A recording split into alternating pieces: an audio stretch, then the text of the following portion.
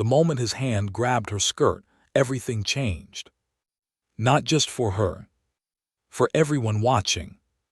Because what happened next was something no one on that field would ever forget. Tyler Kingston had never been told no in his life. Not by teachers, not by coaches, not by girls. Especially not by someone like her. And yet, in less than 3 seconds, the entire illusion he lived in shattered right there on the practice field. But to understand why that moment mattered so much, you need to understand who she really was. Her name wasn't Danielle Brooks. At least not originally.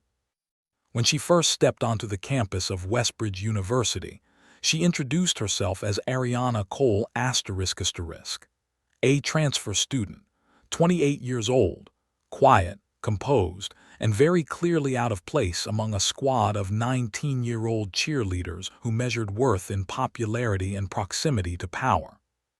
She didn't laugh at their jokes, didn't chase attention, didn't try to belong. She just performed. Perfectly. Every move sharp. Every landing precise. No wasted motion. It made people uncomfortable. Because excellence, when it doesn't beg for approval, feels like a threat. And Tyler Kingston, he felt that threat immediately. He was the golden boy. Quarterback, campus hero, son of one of the university's biggest donors. His last name was on buildings. His mistakes were erased before they even happened. People didn't challenge Tyler. They adapted to him. So when Ariana walked past him that afternoon without even acknowledging his presence, it irritated something deep inside him. "Who does she think she is?" he muttered, loud enough for his teammates to hear. They laughed. Of course they did. They always did. And that's when he decided to make an example out of her. What was supposed to be a joke turned into a mistake he would regret for the rest of his life. Because when he grabbed her skirt, she didn't scream, didn't flinch, didn't even look surprised. She moved. Vast. Her hand locked around his wrist. Her body shifted. Her weight dropped. And suddenly, Tyler Kingston was on his knees. In front of everyone. No dramatic throw. No wild aggression. Just clean, controlled technique. The kind that comes from years of training. The kind that says, "I know exactly what I'm doing." The laughter stopped instantly. The field went silent. And Ariana leaned in just enough for him to hear her. "Don't ever touch me again." Then she let go. And walked away. Just like that. No scene. No victory pose. Nothing. That's what made it worse. Because Tyler didn't just lose control. He lost face. And people like him. They don't forgive that. They punish it. By that evening, the video was everywhere. But not the real one. No. The version spreading across campus showed something very different. It started mid-action. Cut perfectly. Edited carefully. It looked like Ariana attacked him. Unprovoked. Aggressive. Unstable. The narrative flipped in hours. And suddenly, she wasn't the victim anymore. She was the problem. Ariana sat on her dorm bed, watching the video loop on her phone. She didn't react. But her jaw tightened slightly. They were fast. Organized. Experienced. This wasn't the first time they'd done something like this. And deep down, she already knew that. Because Ariana hadn't come to Westbridge just for a degree. She came for something else. Something unfinished. The harassment started that same night. Her belongings dumped in the hallway. Her cheer equipment destroyed. Threats sent from unknown numbers. Whispers in corridors. Silence from people who knew the truth. Even the campus staff avoided eye contact.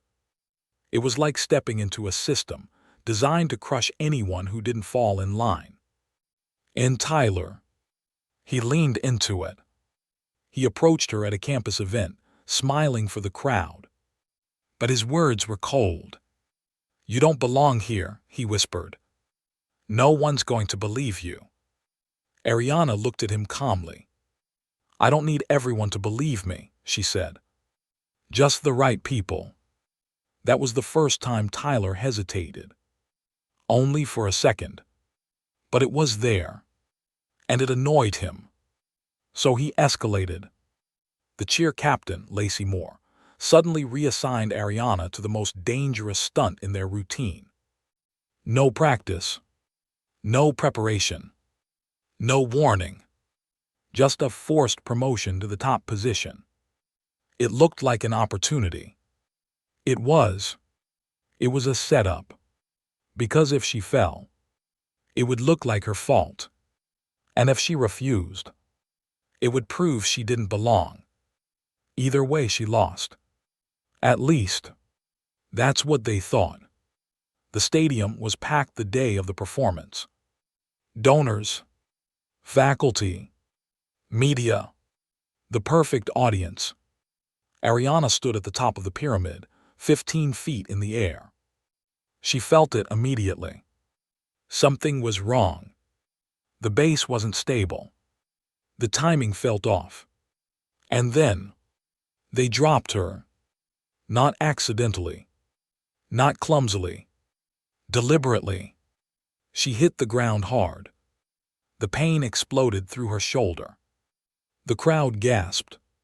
But before she could even speak, the narrative was already being written. She slipped. She lost balance. She's inexperienced. Even the medical report minimized her injury. Strain. Minor. Nothing serious. Ariana lay there, staring at the ceiling of the clinic. And for the first time, she smiled. Just slightly. Because now she had something she didn't have before. Proof. That night, she started documenting everything. Photos. Messages. Patterns. People. And she wasn't alone. Noah Carter, a student journalist, had been watching from the beginning.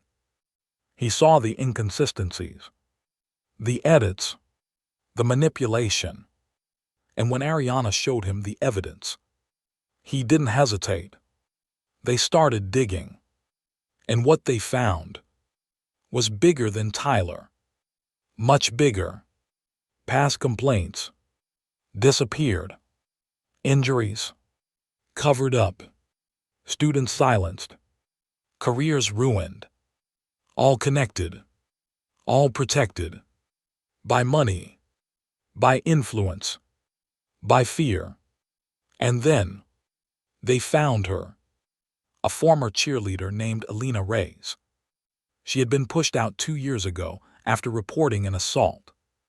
Her records erased. Her reputation destroyed. But she kept everything. Videos. Emails. Financial documents. Including one critical detail. A private fund tied to Tyler's family. Used to handle issues. Make problems disappear. Pay people off. Or push them out. It was a system. Carefully built. Carefully maintained. And Ariana. She had just stepped right into it. But unlike the others, she didn't run. She prepared. The final game of the season. The biggest event of the year. That's where they decided to end it. The plan was simple. Release everything. All at once. Multiple platforms. Multiple sources. No time for damage control. No way to contain it. And Ariana. She would be there. In person. Because this time, she wasn't going to disappear quietly. The stadium was louder than ever. energy buzzing through the air, cameras everywhere. Ariana walked in wearing jeans and a jacket. No uniform, no role, just presence. People noticed. Whispers spread. And Tyler saw her. His smile faded instantly. "What is she doing here?" one of his teammates muttered. Tyler forced a laugh. "Trying to get attention," he said. But his eyes, they were watching her closely. Ariana walked straight to the sidelines, where the dean, the coach, and the donor stood. "I thought you'd like to know," she said calmly, "that the truth is being released right now." They froze. Phones started buzzing. Around the stadium. In pockets. In hands. In the press box. And then, the screens flickered. The real footage appeared. Unedited. Clear. Tyler grabbing her. The setup. The fall. The cover-up. Everything. The crowd went silent. Then, voices erupted. "What is this? They planned it. This is insane." Tyler rushed toward her, furious. "You think this changes anything?" he shouted. And then, he made the same mistake again. He grabbed her. Hard. In front of everyone. Ariana didn't hesitate. Same movement. Same control. Same result. He hit the ground. Flat on his back. Pinned. Helpless. In front of thousands. "Are you done?" she asked calmly. The entire stadium watched. Phones raised. Recording everything. No edits this time. No control. No escape. He nodded. Barely. She let him go. And stepped back. Security rushed in. But it was too late. The truth was already everywhere. The system cracked instantly. The cheer captain broke down. Confessed. The dean tried to deny it. Failed. Former victims stepped forward. One after another. And Tyler. He stood there. Speechless. For the first time in his life. Powerless. The game was canceled. Investigations launched. Suspensions issued. And within days, everything collapsed. Careers ended. Positions lost. Names exposed. And the system that once protected them turned against them. Ariana stood outside the campus weeks later. Her arm still healing. Her name cleared. Her story known. No cheering crowd. No spotlight. Just quiet. Peaceful. Noah walked beside her. "You changed everything," he said. She shook her head. "No," she replied. "I just refuse to stay quiet." He smiled. "Still counts." She looked back at the campus one last time. Not with anger. Not with regret. But with clarity. Because the truth is, some systems don't fall because they're weak. They fall because someone finally decides not to be afraid of them anymore. And that's exactly what she did.